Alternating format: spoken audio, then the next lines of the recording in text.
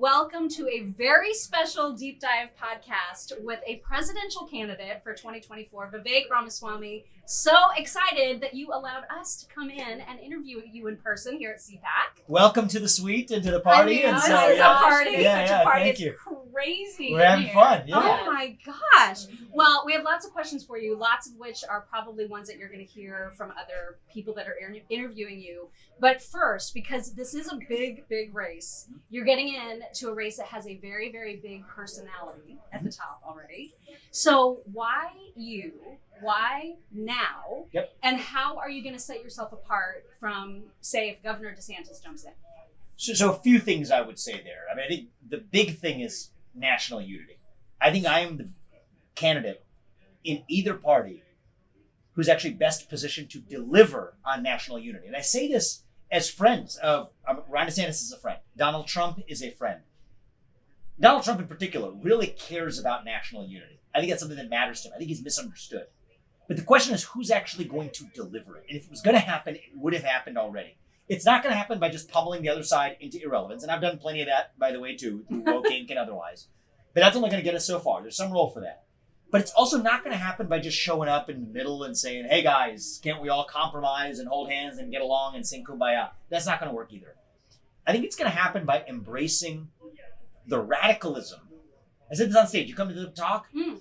What did I say on stage? I said I used a different word, whatever it was. But I'll say the radicalism of the ideas that set America into motion 250 years ago. From free speech and open debate to self-governance over aristocracy to unbridled meritocracy. These are radical ideas. But that's what unifies us across our diverse attributes, okay? And I think I'm a candidate who has a first personal vision. And this is what's maybe different from some others. I don't read speeches for me written by others. I don't have others write speeches. I don't use a teleprompter. I jotted some things down in my notebook that I was going to say before I went on, and then I didn't even say them. But you're going to get from me what I actually believe. And the other thing is, it's my first personal understanding of these issues. I think we live in a complicated time where the threats to liberty are not just what they were in 1980. It's not just big government. It's a complicated hybrid of big government, big business, even a cultural hegemony that's far more powerful than either one alone. My advice to the voters would be, in that complicated moment, pick the person who has a first personal deep understanding of these issues themselves. It's not about a 999 plan. We're not talking about a tax plan or social security reform package. There, you can have a president who's an executor that does what someone else handed over them in a binder. But if you're talking about reviving a national identity in the face of these complex threats to American liberty, you need somebody who has a first personal understanding, a bone-deep conviction of their own. And for better or worse, and I think people can tell the difference, in my case when I'm in places like Iowa, New Hampshire, even here today, I'm not sharing with you somebody else's views. For better or worse, agree or not, I'm giving you what I believe. And then also, I think that there's something to be said for someone who's unafraid, right? I think Donald Trump's unafraid in a lot of ways, but I'm going a little further on certain issues, like affirmative action. It comes from principle, right? I said, let's awaken the principles that set this nation in motion. Meritocracy is one of those principles. I think affirmative action is fundamentally anti-American. It's anti-meritocratic. Every U.S. president since Lyndon Johnson could have ended it by executive order because Lyndon Johnson started it by executive order. And yet they haven't. Right. I'm not afraid to say it. I'll end affirmative action. I'll abandon climate religion. But the other thing I'm unafraid of, and I think, I'm not critiquing Ron DeSantis here. I'm just saying something true about myself. There's some part of me as an American that feels just a little sad when you see a major presidential candidate say he's not going to talk to some news network, a major NBC or whatever news network, because they weren't nice to him. I don't know. I mean, I'll tell you what my experience was over the last year, right? I've been on Fox a lot, and I've gone Newsmax and other networks, and, we have a busy schedule. I'm building a company, etc. But if CNBC called or MSNBC called, we'd drop everything and do that. You don't know why? Even though their viewership is much smaller. Because we don't have that anymore in this country. We have these silos that stop us from engaging. We talk about free speech, but it's one thing to preach to the choir of conservatives today about the virtues of free speech. It's another to actually practice it. I think if we want somebody who's actually representing those American ideals, who's sitting across the table from Xi Jinping, it better well be somebody who wasn't afraid of talking to NBC News or even afraid of taking flack for, the political calculus of whether it would be difficult to explain why you canceled affirmative action. And so, you asked me the question of the who, so I bluntly answered the question of the who, but even more importantly, I think this year ought to be about not even about the who. Nobody's casting votes this year. This year ought to be about the question of the what and the why. Yeah. What do we stand for? Mm-hmm. Why do we stand for it? And then next year, the voters can pick who's going to be the best standard bearer. Now, our whole campaign strategy, the entire premise of the way we're running this is that we expect to lead the way in defining that agenda this year. In our 10 days of the candidacy, or 9 days so far, I believe we already are off to a good head start in that. We're going to keep doing that for the rest of this year. And my hope is the voters pick the person who led the way in defining the agenda to actually carry it forward. But that almost is less important right now. Right now, define the what and the why. Forget about obsessing over the question of the who. And then next year, people get to make an informed decision. That's kind of how I view it. Okay. All right. Okay. So I'm going to jump right in. Personal stuff. It's kind of personal, but it's also professional. So as a dad, and then also as a presidential candidate, I know you have two sons. Yep, yes, two sons. What do you see as the biggest threat for them as they grow up in this country and in the world? So I think it's a combination of two things. I actually have a very specific answer to this, and I worry about it. So I think on one hand, we have the loss of purpose in America and in the way we raise our youth. It's really interesting. Loss of faith. Mm-hmm. Yeah. We have faith in our family, and I think we make up for it that way. But a culture that doesn't value faith, a culture that rejects national identity, global citizenship instead of national identity, a culture that even rejects the importance of family. I think one of the premises of what you see in the gender ideology movement in schools is that actually the schools need to protect kids from their parents. Right? So these are dangers that leave kids with a vacuum of purpose and meaning and identity and grounding. So they're sort of lost. They're like bats, blind bats lost in a cave. They send back signals to pillars like faith and family and God and patriotism and nation. And you send out those signals, but nothing comes back. Then you're just lost in that abyss. You combine that with this assault on free speech, where kids have this culture of fear. They don't feel free to express themselves. It's like those two forces, it's not twice as powerful, it's 10 times as powerful. But then you add one more dimension to this, which is the rise of AI and algorithms, which are designed to prey on human insecurities. So as I went to Harvard from 2003 to 2007, that was when Facebook was born. Mark Zuckerberg was a year ahead of me. And he built Facebook. He's a good technologist, and there's better ones who joined him later. His insight was about human nature.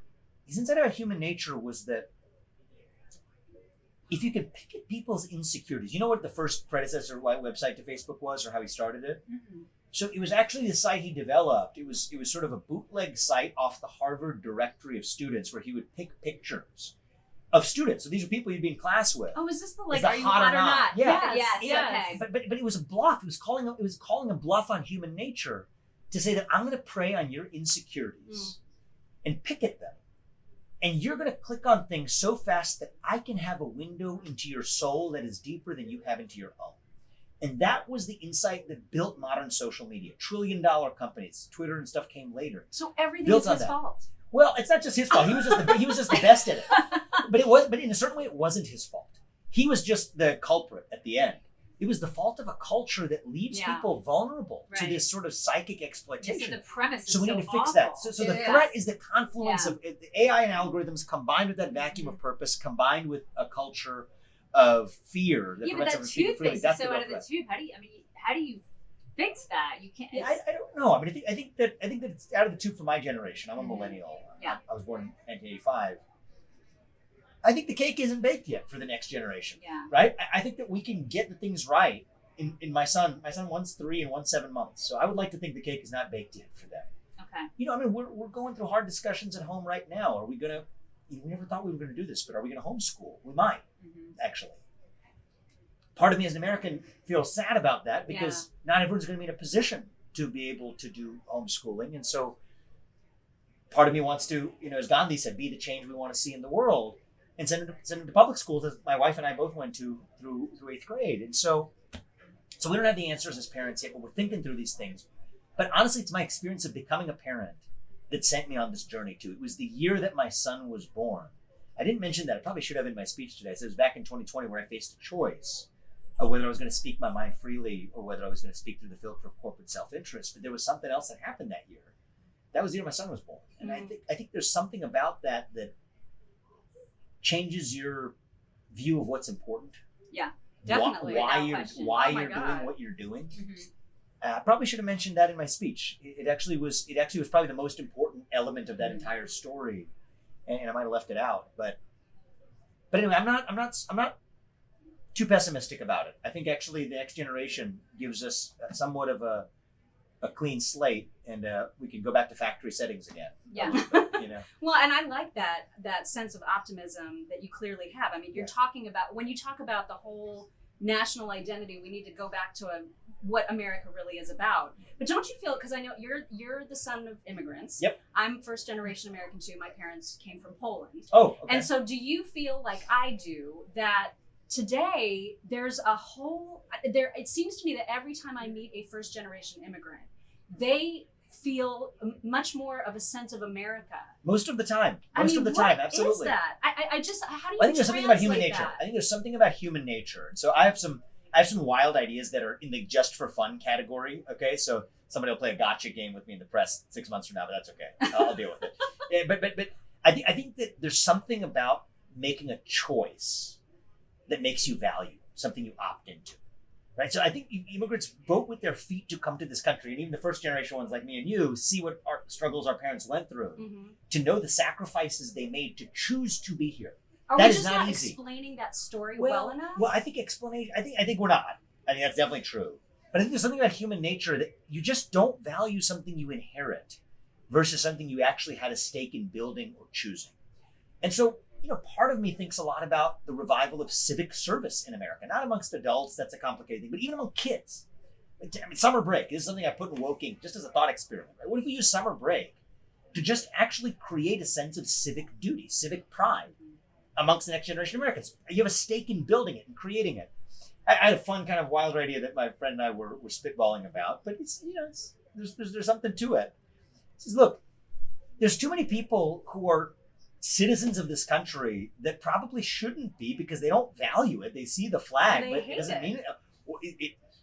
From apathy, hatred is the progeny of apathy. Yeah. And And so also first- lack of civics education. Right. too. Civic education, Right. but the fun idea we were just joking around about is, imagine if you picked a number, say it's $50,000 that, or maybe it's $100,000 that allows you to go to a developing nation and make a good life for yourself. We'll make a deal with you. We'll give you $50,000. The only condition is you go to another country. There's going to be plenty that accept you, and you don't come back if you don't want to be part of this nation. Fine, opt out of it. Yeah. So I people love don't- that idea. because that actually Great. brings the immigrant. It's the flip side of the immigrant thing, right? Because when I say first generation Right. Americans, why do they value the country? They opt into it. Yeah. Well, if you inherit it and you just take it for granted and you kind of have this self-loathing, show you the door. Yeah. Yeah. We'll give you the cash. Let's get on with it. Yeah. And a lot of these people are going to be economic encumbrances later anyway, so actually it could be even a positive ROI investment, even in financial terms. But I don't mean it as a financial matter. I mean it as a civic matter. Yeah. That you have a group of citizens left who actually value the country. That then they made a choice. I turned down $50,000. I turned down $100,000 to be here. That must mean that there's something to this, right? Yes, there is. Yeah. And so I think about that a lot, Mm. right? A lot of these are probably harebrained ideas and not implementable as president. But I haven't totally abandoned them either. I like Yeah. that idea. But I think that's a spirit we need to bring to the Yeah. table. One of the things that is implementable is getting rid of the Department of Education. Oh, yeah. Which you want to do. Which I will do. How? What Yeah. else? How are you going to do that? One. Executive order. Okay, Exactly. all right. Executive And order. you can just eliminate it like a Dismantle whole it. It is my entire- belief Right. that is what the Constitution empowers me to do as President of the United Okay. States. What- That will be litigated.